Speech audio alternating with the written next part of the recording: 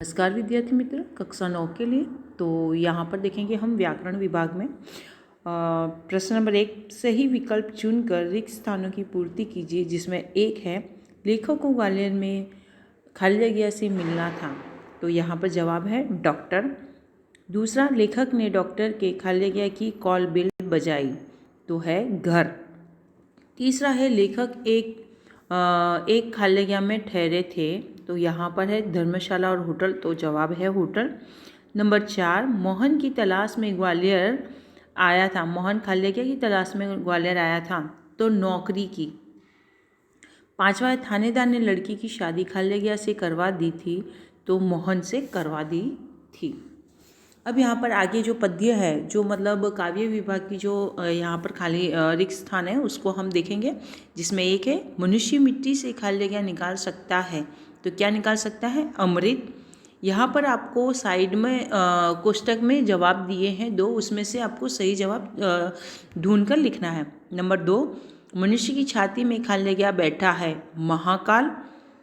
तीसरा देखेंगे, मनुष्य का धैर्य खाली जगह के समान है, तो धरती के समान है। चौथा है, मनुष्य को खाली जगह का वरदान मिला है, तो अमरता का वरदान मिला है। 5वां, कवि की दृष्टि में खाली जगह सर्वाधिक महान है, तो मनुष्य महान है। अब यहाँ पर हम देखेंगे निम्नलिखित विकल्पों को चुनकर सही विकल्प लिखिए। तो यहाँ पर सही विकल्प में है पहला। 5वां देखेंगे, यहाँ पर कैफ़े का सारा मेन्यू किस में समाहित था, तो यहाँ पर ए लड़के की कुर्ती में, बी लड़के के मौन में, सी लड़के की मस्ती में और डी लड़के की आंखों में, तो यहाँ पर आएगा बी। इसी प्रकार छठा देखेंगे, मदन को किसका भेद मालूम हो गया? ए देश और विदेश का, बी पहाड़ और मैदान का, सी मैदान और पठार का, डी पहाड़ और जिले का, तो डी आएगा। 7वां देखेंगे, मदन क्या बताने में संकोच कर रहा था? ए जिले का नाम, बी गांव का नाम, सी पिता का नाम, डी मोहल्ले का नाम, तो यहाँ पर आएगा बी। 8वां देखेंगे, जगदीश बाबू की आंखें किस पर झुकी रह गईं? ए टेबल पर रखी रागदानी पर, बी खाने की प्लेट पर, सी हेमंत पर और डी चाय की प्याली पर, तो यहाँ पर आएगा जवाब डी। इसी प्रकार आगे हम देखेंगे विकल्प में, एक लेखक को ग्वालियर में किससे मिलना था, तो यहाँ पर है लेखक को ग्वालियर में डॉक्टर से मिलना। ए है मित्र से, बी डॉक्टर से, सी इंजीनियर से और डी नेता से, तो यहाँ पर आएगा बी। लेखक ने डॉक्टर के खाने गया, तो ए घर का पता पूछा, बी दवाखाने में प्रवेश किया, सी घर की कॉल बेल बजाई, डी बारे में पूछताछ की, तो वो सी आएगा। तीसरा देखेंगे, ऑटो वाला शादी के प्रस्ताव से चकरा गया क्योंकि? ए वह आकस्मिक था, बी वह शादीशुदा था, सी वह वयोवृद्ध था, डी लड़की गैर जाति की थी, तो यहाँ पर ए आएगा। चौथा देखेंगे, थानेदार और क्या था, तो ए लेखक था, बी पत्रकार था, सी कवि था और डी पहलवान था, तो यहाँ पर सी आएगा, वह कवि था। अब यहाँ पर हम दूसरा प्रश्न यहाँ पे शुरू होता है। प्रश्न नंबर 2, निम्नलिखित प्रश्नों के उत्तर एक एक वाक्य में लिखिए। तो यहाँ पर पहला प्रश्न है, मदन का गांव किस पहाड़ी क्षेत्र में था? तो उत्तर इस प्रकार है, मदन का गांव अल्मोड़ा के पहाड़ी क्षेत्र में था। 5वां प्रश्न देखेंगे, जगदीश बाबू कैसे संस्कारों के व्यक्ति थे? उत्तर है, जगदीश बाबू मध्यम वर्गीय संस्कारों के व्यक्ति थे। नंबर 3, नए ग्राहक हेमंत को मदन ने अपना नाम क्या बताया? उत्तर इस प्रकार, नए ग्राहक हेमंत को मदन ने अपना नाम बॉय बताया। तीसरा, जगदीश बाबू के व्यवहार से मदन को चोट क्यों पहुंची? उत्तर इस प्रकार है, जगदीश बाबू के व्यवहार से मदन को चोट पहुंची क्योंकि अपने प्रति उसके अपनत्व पर प्रहार किया था। 14वां प्रश्न देखेंगे, मेघदूत का नायक कौन है? उत्तर इस प्रकार है, मेघदूत का नायक एक यक्ष है। 15वां, मेघदूत में दूत कौन है? उत्तर, मेघदूत में दूत बादल है। यहाँ पर दूसरा देखेंगे, आप क्या क्या कर सकते हैं? तो उत्तर इस प्रकार है, एक विद्यार्थी होने के नाते मैं अच्छे से अच्छा इंसान बनकर वे सारे काम कर सकता हूँ जो मेरे कार्य क्षेत्र में आते हैं। नंबर 3, अन्य जीवों से मनुष्य महान कैसे है? उत्तर इस प्रकार है, अन्य जीवों से मनुष्य महान है। अन्य जीव अब भी बहुत पिछड़े हैं, जबकि मनुष्य ने जल, थल और नभ पर अपना प्रभुत्व स्थापित कर लिया है। आगे का प्रश्न देखेंगे, धरती सा धीर किसे कहा गया है? तो उत्तर इस प्रकार है, धरती सा धीर मनुष्य को कहा गया है। नंबर 5, धरती की शान कविता में रचयिता कौन है? उत्तर इस प्रकार है, धरती की शान कविता के रचयिता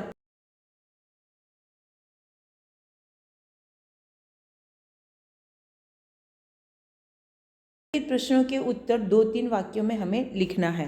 इनका अभी हमने एक एक वाक्य के देखे 1 सेंटेंस क्वेश्चन आंसर कंप्लीट किए। अब यहाँ पर हम देखेंगे 2 and 3 सेंटेंस क्वेश्चन आंसर। तो जिसमें पहला है, गधे पर बैठे अंग्रेज बच्चों के बारे में रामा ने क्या बताया? उत्तर इस प्रकार है, गधे पर बैठे अंग्रेज बच्चों के बारे में रामा ने बताया कि इन्हें विलायत से गधे पर बैठने का दंड मिला है, परंतु विलायत में गधे नहीं है, इसीलिए इन्हें भारत भेजा गया है। प्रश्न नंबर 2, रानी के प्रति बच्चों का ईर्ष्या और रोष दया भाव में क्यों बदल गया? उत्तर इस प्रकार है, बच्चों ने सोचा कि ताजमहल जैसे भवन की रानी होने पर भी उसे वहाँ से निकाल दिया गया। वह कल्पना करते ही उनकी सारी ईर्ष्याएं और रोष दया भाव में बदल गया। नंबर 3, रानी के साथ मित्रता स्थापित करने के लिए कैसे प्रयास किए गए हैं? उत्तर इस प्रकार है, धीरे धीरे रानी से बच्चों को नाराज़गी दूर होने लगी। वे उसकी गर्दन में झूलने लगे, उसके कानों और अयाल में फूल खोसने लगे। वे उसे बिस्कुट और मिठाइयाँ खिलाने लगे। आगे का प्रश्न देखेंगे, घंटे भर तक अपना इंतज़ार करने वाले ऑटो वाले के बारे में लेखक ने क्या महसूस किया? उत्तर इस प्रकार है, घंटे भर तक अपना इंतज़ार करने वाले ऑटो वालों के बारे में लेखक ने महसूस किया कि यह ऑटो वाला अन्य ऑटो वालों की अपेक्षा कुछ और है। लेखक को लगा जैसे वह उसके अंदर घर कर गया है। आगे का प्रश्न है, मोहन की पारिवारिक स्थिति क्या थी? उत्तर इस प्रकार है, मोहन का घर आगरा में था। माँ बाप के गुजर जाने के बाद बड़े भाई ने उसकी परवरिश की थी। बड़ा भाई वकील था और शादीशुदा था। मोहन बीए पास करने के बाद नौकरी खोज रहा था। इसके बाद का आगे का देखेंगे, लेखक मोहन को बहुत बड़ा क्यों बताते हैं? उत्तर इस प्रकार है, बड़े बड़े लोग नारी हित की बातें करते हैं पर उन्हें व्यवहार में नहीं लाते। इसके बदले मोहन ने एक लड़की को पत्नी बनाकर उसे दुर्दशाग्रस्त होने से बचा लिया। इसी मानवतापूर्ण साहस के कारण लेखक उसे बहुत बड़ा बताते हैं। आगे का प्रश्न देखेंगे, विद्योत्मा का परिचय दीजिए। तो उत्तर इस प्रकार है, विद्योत्मा राजा शारदानंदन की पुत्री थी। वह गुणवती, विदुषी और बहुत सुंदर थी। उसके रूप, रंग और ज्ञान की प्रशंसा दूर दूर तक फैली हुई थी। उसे अपने रूप, गुण और ज्ञान का बहुत घमंड था। उसने घोषणा की थी कि जो व्यक्ति उसे शास्त्रार्थ में पराजित करेगा उसी के साथ वह विवाह करेगी। आगे का प्रश्न है, महाकवि कालिदास की कृतियों के नाम दीजिए। उत्तर इस प्रकार है, महाकवि कालिदास की कृतियाँ 1 ऋतुसंहार, 2 मालविकाग्निमित्रम, 3 विक्रमोर्वशीयम, 4 कुमार संभव, 5 मेघदूत, 6 रघुवंश और 7वां है अभिज्ञान शाकुंतलम। अब यहाँ पर हम देखेंगे प्रश्न, आगे का प्रश्न देखेंगे जो है, निम्नलिखित प्रश्नों के उत्तर 5-6 वाक्यों में लिखिए, जिसमें यूरोप के प्रभाव के कारण आज गुरु शिष्य संबंधों में क्या अंतर आया है। तो उत्तर इस प्रकार है, प्राचीन भारत में विद्यालय मंदिर के समान माने जाते थे। शिक्षा देना एक आध्यात्मिक कार्य था। पैसे देकर शिक्षा खरीदी नहीं जाती थी। शिष्य पुत्र से अधिक प्रिय होते थे। परंतु वर्तमान भारत में शिक्षा व्यावसायिक हो गई है। गुरु वेतनभोगी हो गए हैं। विद्यार्थी शुल्क देकर शिक्षा प्राप्त करते हैं। आज का शिष्य गुरु के परमेश्वर का रूप नहीं देखता। गुरु के परमेश्वर का रूप नहीं देखता। इस प्रकार यूरोप के प्रभाव के कारण आज गुरु शिष्य संबंधों में जमीन आसमान का अंतर आ गया है। दूसरा देखेंगे, पंडितों और विद्वानों ने विद्वत्मा से किस प्रकार बदला लिया। तो उत्तर इस प्रकार है, पंडित और विद्वान विद्वत्मा के घमंड को तोड़ना चाहते थे। उन्होंने उसका विवाह किसी मूर्ख से कराने का निश्चय किया। उन्हें ऐसा एक मूर्ख मिल गया। पंडित और विद्वान उसे समझा बुझाकर विद्वत्मा के पास ले गए। उन्होंने उसे अपना गुरु और बहुत बड़ा विद्वान बताया और कहा कि अपने मौन व्रत के कारण ये संकेत से ही शास्त्रार्थ करेंगे।